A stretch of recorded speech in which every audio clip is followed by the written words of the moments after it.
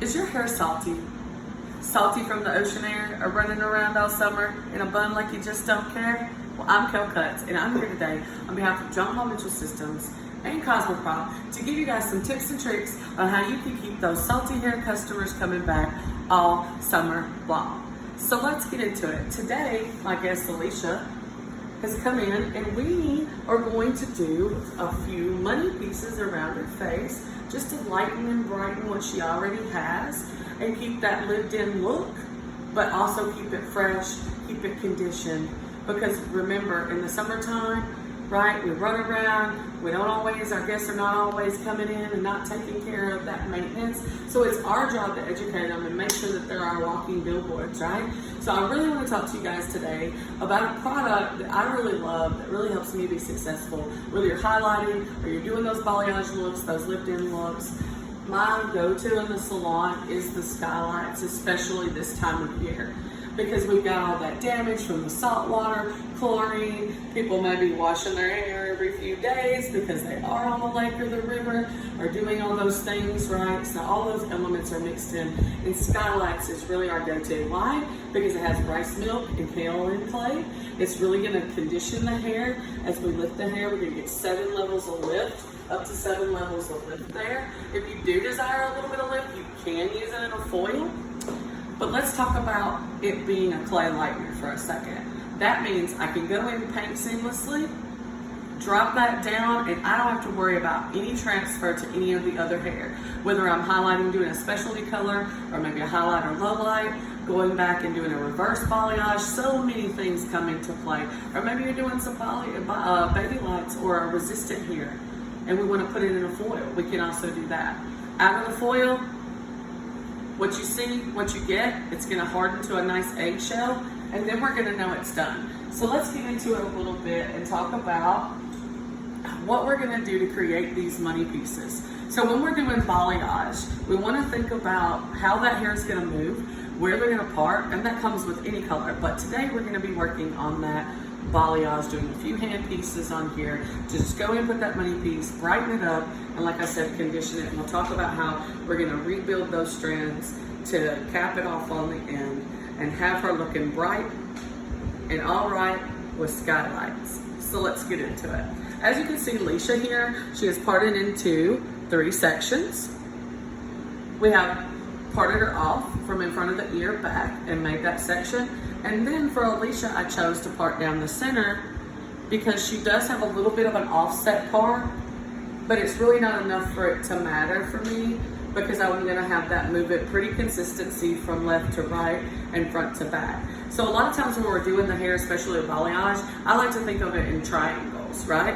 This right here is a triangle, this is a triangle, and then when we go in and paint, typically we're going in and making those triangles because they want that blonde to look like it just melted in and the sun did it, right?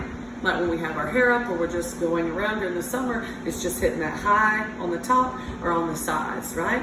So we're gonna enhance that for our guests and keep them coming back. Don't just let the sun do it and leave them all salty all summer. It's our jobs to make sure that they don't stay that way.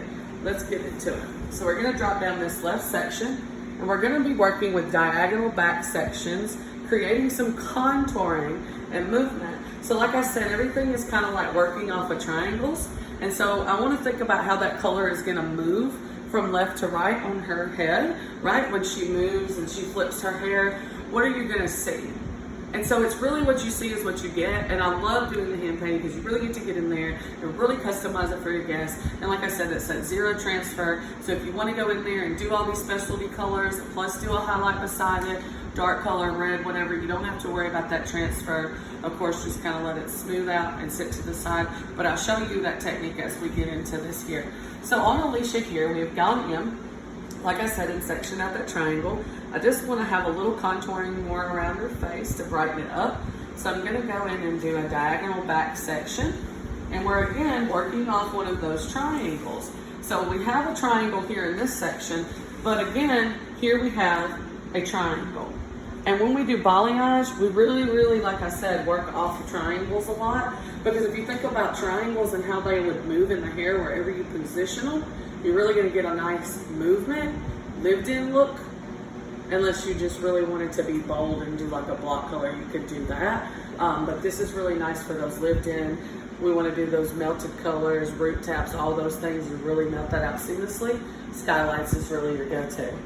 We get to condition it, have that accuracy and precision where we want it.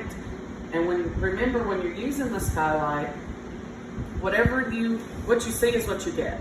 So here we go. We're going to get into this section. It's a diagonal back section. We're still working with this triangle here, and I'm going to go in and think about it like this. Like I said, we're working on those triangles. So how is this triangle going to move, right? And where are we going to see, if her hair was lighter, we would see that wisp of that light, right? That's what we're looking for, is that extra just edge of light and that money piece. So we're going to go in here, take that triangular section. We want to make sure that it's smooth, and we pinch it right there at the ends. Really keep it tight and snug. That's going to allow for you to really have some nice brush strokes on there. And again, what you see is what you get, right? So we're going to set ourselves up for success by going in, pinching that there, and again, using our skylights. So our skylights is mixed 1 to 1.5.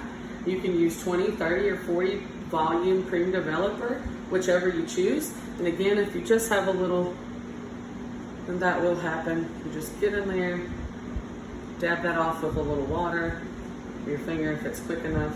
And I'm just looking for that lightener to really come across that edge. And as I walk back and paint and hold and just kind of let that drop. Now I really want to see a lot of lights at the end, so I'm going to go through and take that brush, and I want to saturate those ends all the way through, so I really get a lot of pop on the end, but I'm still leaving some more darkness through there. Even though she's super light considerably already, we do have a lot of dark in the interior here that's really going to give the shadow that we need to give this the pop, like I said, with the dark behind the light, making the light look brighter. So 1 to 1.5, we can go up to 50 minutes processing time, but it really just depends on your guest, how many levels of lift that they need, and that type of thing, how long. You may just want to watch them depending on the guest, and if they have finer, or if they have coarse texture, it might take a little bit longer. Also, like I said, if you do have a situation where you need to get a little bit more bang for your buck there, you can go in, use a foil, and it will stay moist inside the foil, and you don't have to worry about it drying out and stopping the process if maybe you have a lot of hair to work through. So just knowing when and where to plug these different things in is really key. So if you come right here, you can see on this section right here, you begin to see a lot of the dark that was left in there previously. So we're going to go in and do our second section with our skylights, remembering that we're working off of that concave, just contour from front to back, painting right on the side. And we want to make sure we keep that tension and we lift that strand straight out from the head shape. And even though I have it straight out from the head shape, I'm still kind of, as I paint, creating that movement with it so that I'm getting the look that I'm looking for at the end, that desired end result. So here you can see that she's got that product just right on the top. And we're not looking to go through and penetrate through the other layer underside. We're just looking again to look like we just woke up like that. The sun did it. We've been on the beach all summer or what have you. Cut down a little bit on the overall maintenance. And there you have it. Now if I lift this strand, you can see you don't see any lightener under there except for when we get to the ends where I did want to see all of that really pop. So as you can see, as I continue on, I just want to make sure that we're always keeping our guests clean, everything really super tidy. Because if you do see any little smudges or anything, we just kind of want to go in there, smooth that out a little bit. Because again, what you see is what you get. So depending on how much hair the client has in between these sections will depend on how far you want to contour. She doesn't have as much hair right here, so we're going to go ahead and drop that down and leave that. We're going to work on the other side. But remember, skylights to keep it light and bright. Don't let your clients go salty. Get them back in there, keep them conditioned, and remember to follow Kel Cuts with all your salty do's on Instagram, Twitter, Facebook, all of those things. Thank you so much on behalf of Kel Cuts and JPMS for spending a few minutes with me today.